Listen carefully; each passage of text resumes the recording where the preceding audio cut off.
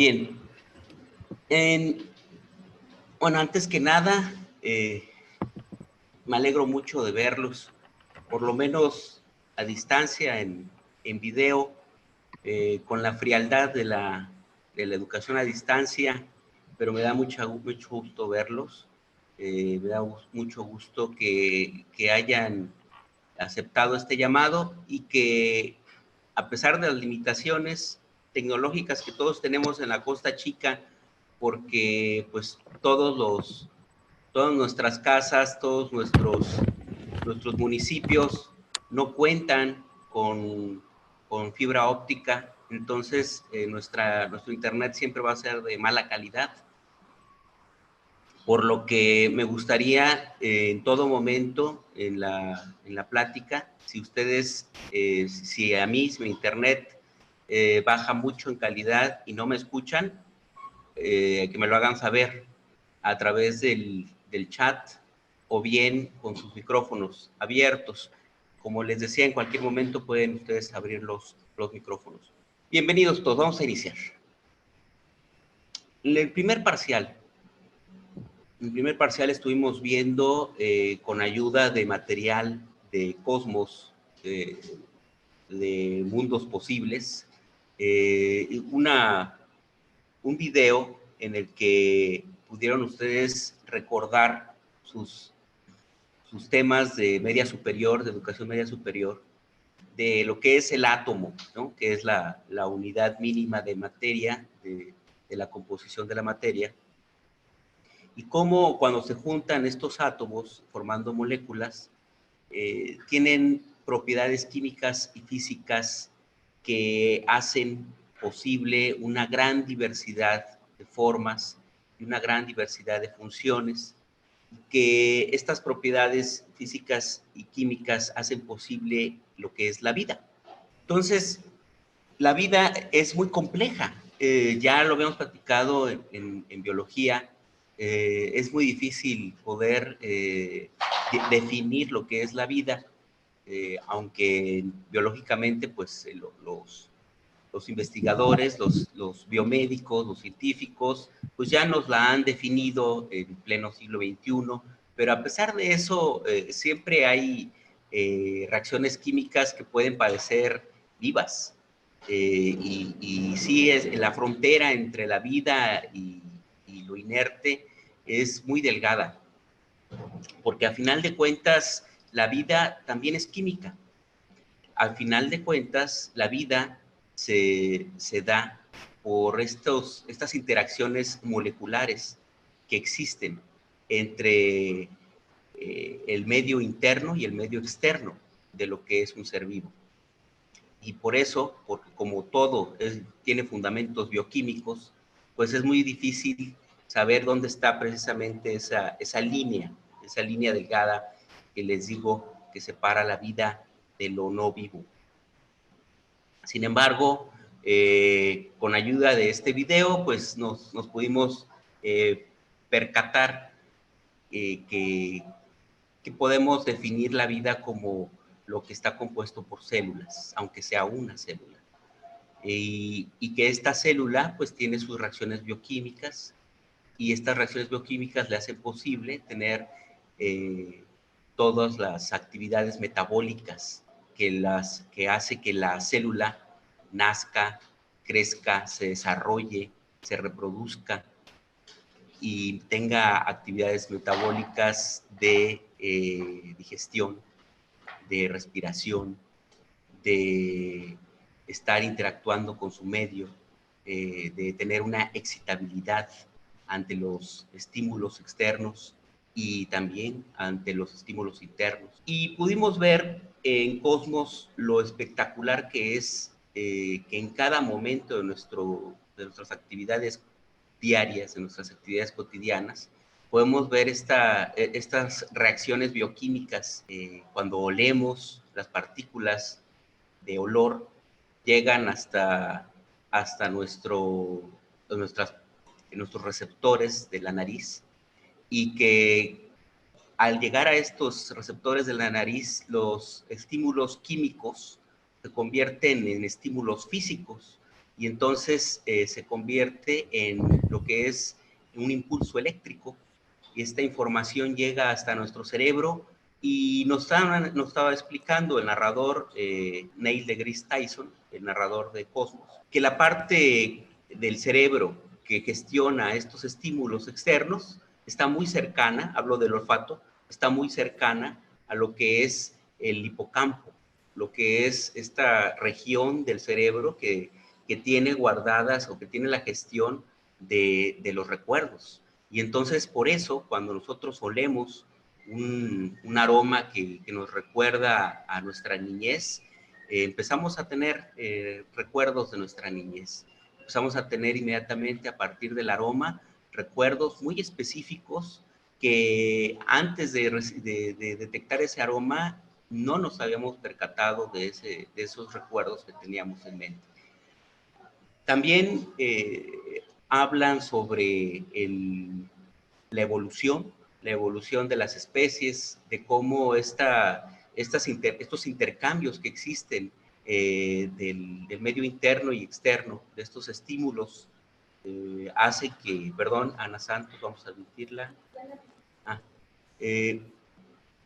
Estos estímulos que recibe la célula y a los cuales le da respuesta, hace posible que ciertas funciones y cierta anatomía se vayan modificando poco a poco para adaptar a esta célula a los medios nuevos, a los medios que antes no había conocido y que en ese momento son estímulos para que evolucione esta célula.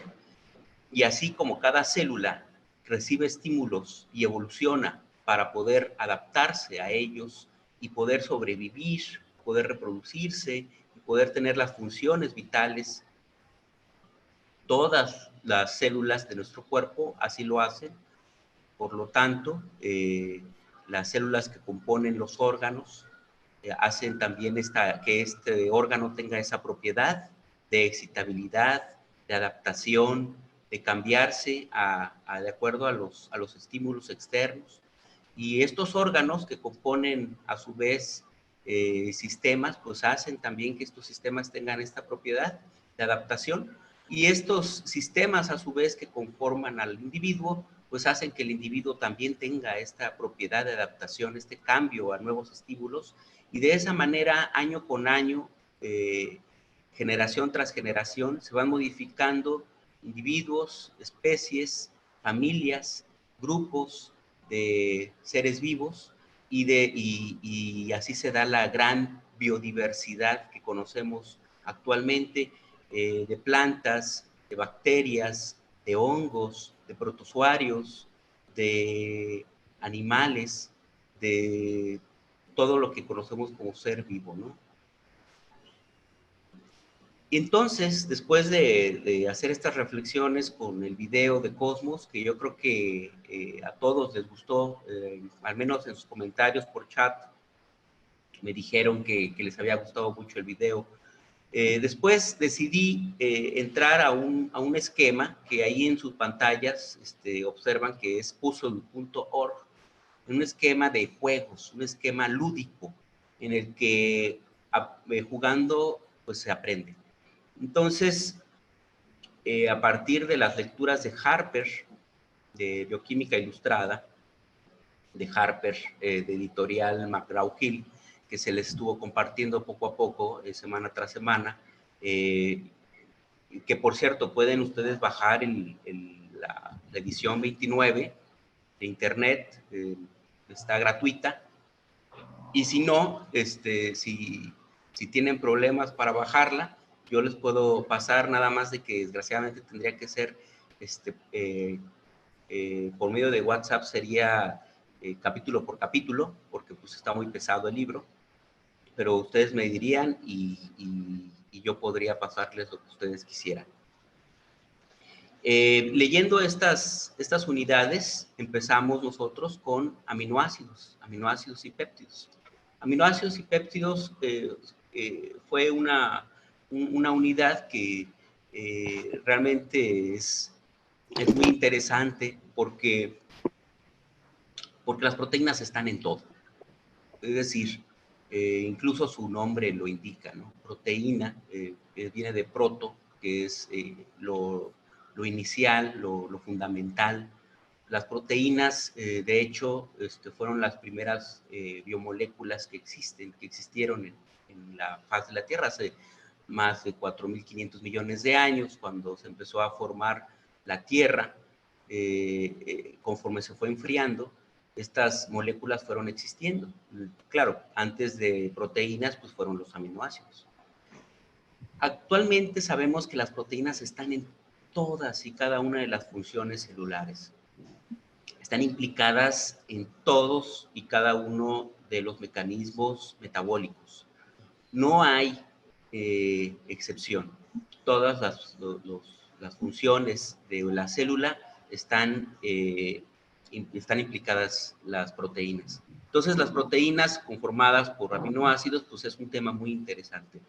Ahí, en esa ocasión, tuvimos la oportunidad de ver todos los aminoácidos que existen, y vimos que las que tienen una estructura muy similar, una estructura básica en la que es una cadena hidrocarbonada, perdón, a ver, Leocadia, okay. Ajá,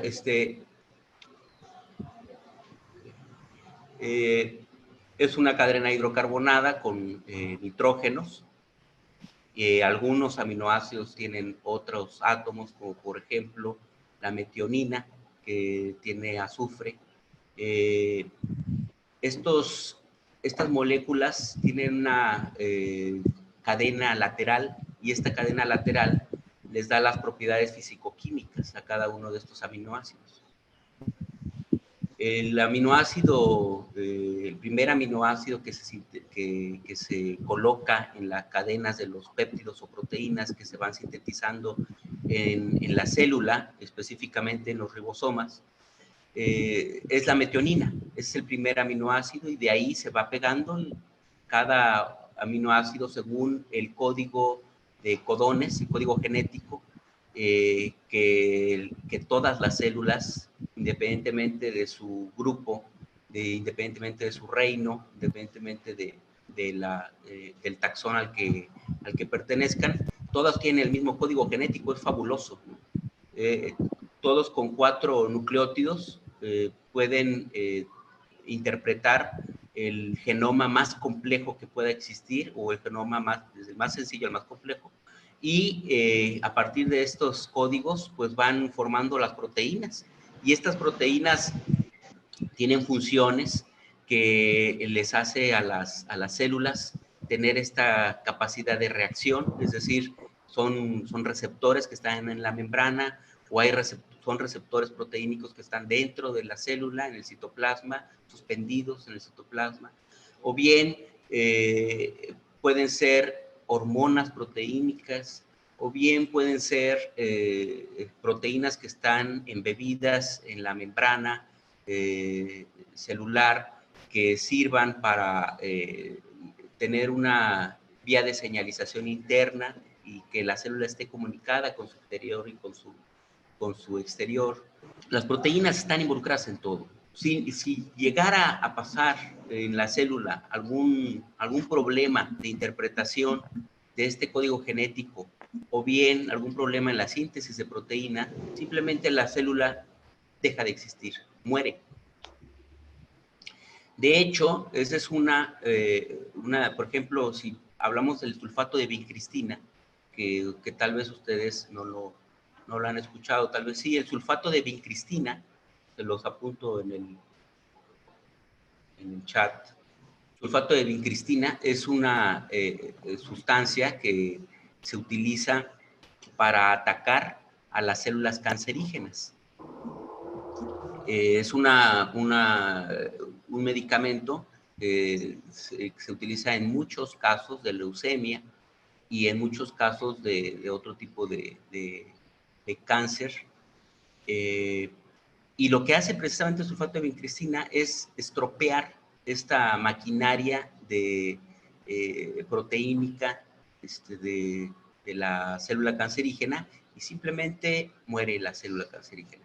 Lo que hace el sulfato de vincristina es que se une a una, tiene una afinidad química muy poderosa a una subunidad que compone a los microtúbulos del citoesqueleto de la célula, en este caso cancerígena, y de esa manera entonces la célula cancerígena no puede polimerizar su citoesqueleto, y al no poderlo polimerizar, entonces no puede enviar vesículas hacia el exterior ni hacia algún organelo, y está totalmente incomunicada la célula entre sus organelos y el exterior, y de esa manera no puede ni multiplicarse ni puede vivir. Y al no existir al estropear este citoesqueleto, fallece esa célula. Desgraciadamente hay células cancerígenas que tienen una bomba alcaloide que detecta, bueno, tienen proteínas que detectan al sulfato de vincristina, lo acarrean hacia esta bomba y la saca el sulfato de vincristina. Entonces, las células cancerígenas, desgraciadamente, pues tienen también estas vías de adaptación, ¿verdad? Pues volvemos a lo mismo, es un ser vivo, a final de cuentas, una célula cancerígena, y se adapta a las circunstancias, y pues se adapta también a nuestros medicamentos. Y pues también entonces por lo tanto hay resistencia al sulfato de vincristina. Pero bueno, esa es una de las evidencias de que la proteína, las proteínas, si no funcionan bien en la célula, simplemente mueren. O tiene enfermedades que pueden ser muy difíciles para que viva el tiempo que debería de haber vivido. En la unidad 2, bueno, y además ustedes aprendieron ya los aminoácidos, lo cual es muy importante, y que por cierto, me gustaría al final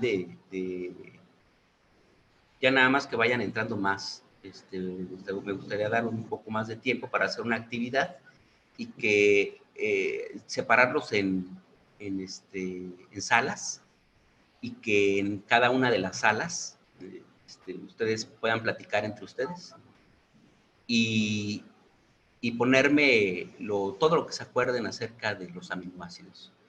Pero bueno, vamos a esperar a que se junten más personas.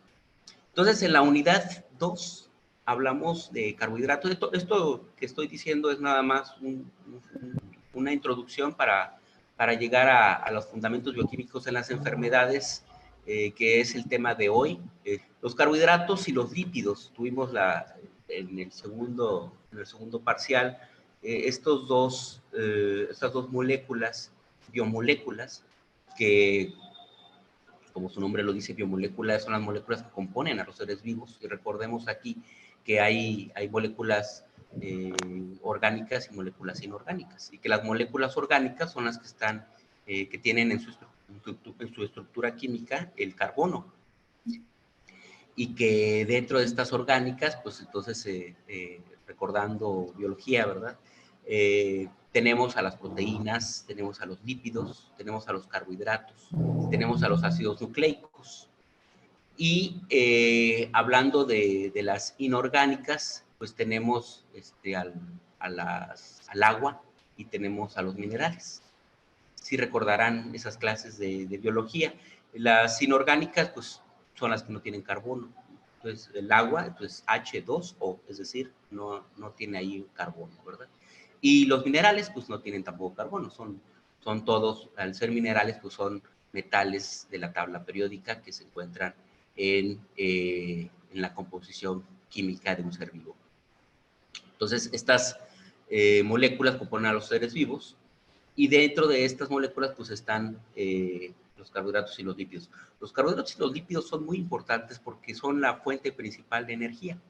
Y fíjense que chistoso, los carbohidratos y los lípidos, a pesar de que nosotros como seres humanos son las principales moléculas que utilizamos para poder obtener energía, resulta que las proteínas tienen más energía en sus enlaces que los carbohidratos y los lípidos. Es decir, podemos obtener más energía a partir de una molécula que es proteínica que de carbohidratos y lípidos. Pero ¿qué pasa? Que nuestro metabolismo fue evolucionando, nosotros los humanos fuimos evolucionando como para tener todas estas enzimas de fácil síntesis, de fácil acceso, de disponibilidad bioquímica, para poder degradar estos carbohidratos y estos lípidos y para poder sintetizar de novo estos carbohidratos, estos lípidos, de una manera mucho más eficiente que el hacerlo de las proteínas. Dicho de otras maneras, de otra manera, nuestro organismo está más capacitado para poder economizar energía degradando carbohidratos y lípidos que degradando proteínas o aminoácidos. No es así con otras especies, por ejemplo, los peces o los anfibios no les gustan los carbohidratos y los lípidos, o sea, realmente se van directamente con las proteínas, y si nosotros les damos carbohidratos y lípidos, su cuerpo no tiene las enzimas suficientes para poder degradarlas y obtener la energía que necesita su cuerpo. Nosotros sí, nosotros los humanos sí, así como todos los mamíferos. Por eso, en eso radica la importancia de los carbohidratos y los lípidos. Obtenemos nosotros mucha energía. Dentro de estos, entre carbohidratos y los carbohidratos pues son los que más energía, más energía obtenemos de ellos. Después siguen los lípidos. Hay una dieta muy famosa, dieta Atkins,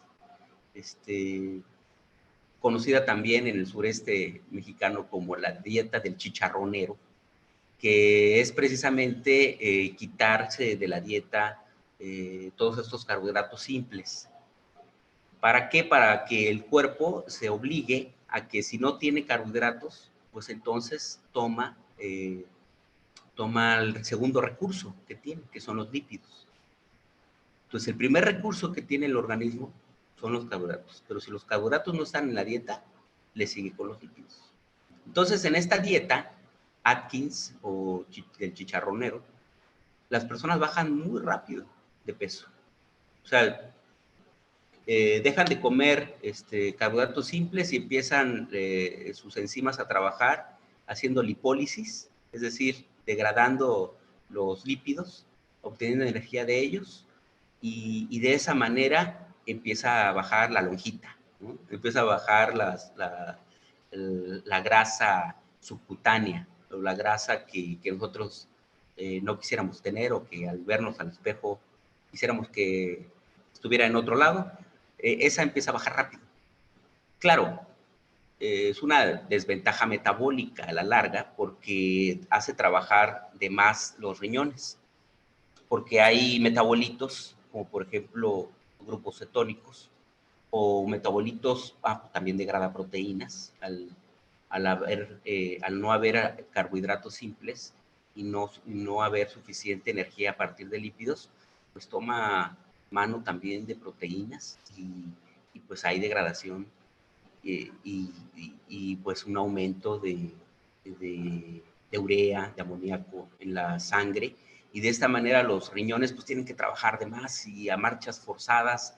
Estos riñones, específicamente su unidad funcional, que son las nefronas, empiezan a fallar a partir de un estrés constante de estar sacando estos metabolitos indeseables, estos desechos bioquímicos indeseables a partir de la degradación de lípidos y aminoácidos y proteínas que de manera forzada les estamos nosotros obligando cuando no consumimos carbohidratos simples. Entonces, los carbohidratos simples son necesarios para nuestra dieta. Sin embargo, cuando nosotros nos pasamos, ¿verdad?, de carbohidratos simples, pues todo es un balance.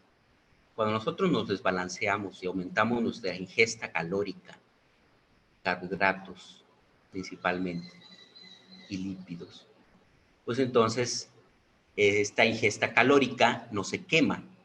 O sea, estas calorías no se queman lo suficiente, porque pues además En la ecuación, pues, habría sedentarismo, es decir, no trabajamos suficiente y pues nuestros adipocitos empiezan a aumentar de tamaño y llegan hasta un microgramo, obtener un microgramo de grasa en cada uno de estos adipocitos. Y estos adipocitos, al tener un microgramo de grasa, ya no pueden crecer más. Hasta ahí llegan y entonces empiezan a multiplicar. Y llega un momento en que nuestro tejido graso no solamente está llenito, o sea, cada una de sus células, sino que además se está multiplicando. Y entonces aumentamos de peso. Y precisamente ese es el tema de hoy.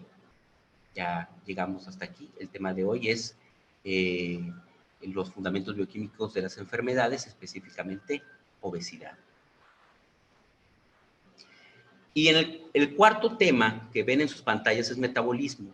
Bien, entonces el metabolismo son todas estas reacciones bioquímicas que tiene un ser vivo que le permite obtener energía a partir de moléculas que ingieren y también crear nuevas moléculas para su funcionamiento vital, para cumplir todas sus funciones vitales. Eso es metabolismo. Y hay de dos tipos, anabolismo y catabolismo. Mientras que el anabolismo requiere de energía para poder crear nuevas moléculas, el catabolismo es el contrario. Ahí se obtiene energía. Se obtiene energía a partir de cortar los enlaces con enzimas, los enlaces de moléculas, y esa energía se liberada a partir de cortar esos enlaces, pues se guarda en paquetitos, ¿verdad?, moleculares que se llaman ATP, adenosín trifosfato. Y el ATP es la moneda de cambio de la célula, les decía en biología. El ATP es la manera de cómo guarda energía la célula, principalmente. Hay otros nucleótidos, pero principalmente es el ATP. Y a partir de este intercambio de ATP y entre reacciones bioquímicas, pues es que se puedan mover, crear y degradar moléculas en el interior de la célula, y estas células también de esa manera comunicarse con otras células en el tejido que conforman y en otros tejidos, o en el órgano que conforman y en otros órganos, o entre sistemas. Y también hace posible el metabolismo, por ejemplo, hablando del metabolismo de las células que tienen los sentidos, las células que detectan olor, que detectan las ondas sonoras, que detectan la luz, detectan presión, detectan temperatura. Todo eso hace posible, pues, que nosotros también podamos detectar todos los estímulos externos y internos también, ¿no? También sin este metabolismo no podría haber sensación de dolor, sensación de presión interna, no podría haber nada. El metabolismo por eso es una característica crucial, indispensable de todo ser vivo. Sin metabolismo no hay vida. En su pantalla está el símbolo de la Universidad de Valladolid, porque pues de ahí viene el escrito, el estudio que todos estuvieron leyendo, y para lo cual también tengo una actividad. Vamos a ir platicando poco a poco este escrito, este documento, y van a ir recordando de manera mecánica, de manera inmediata, muchos conceptos de aminoácidos y péptidos, de carbohidratos y de lípidos.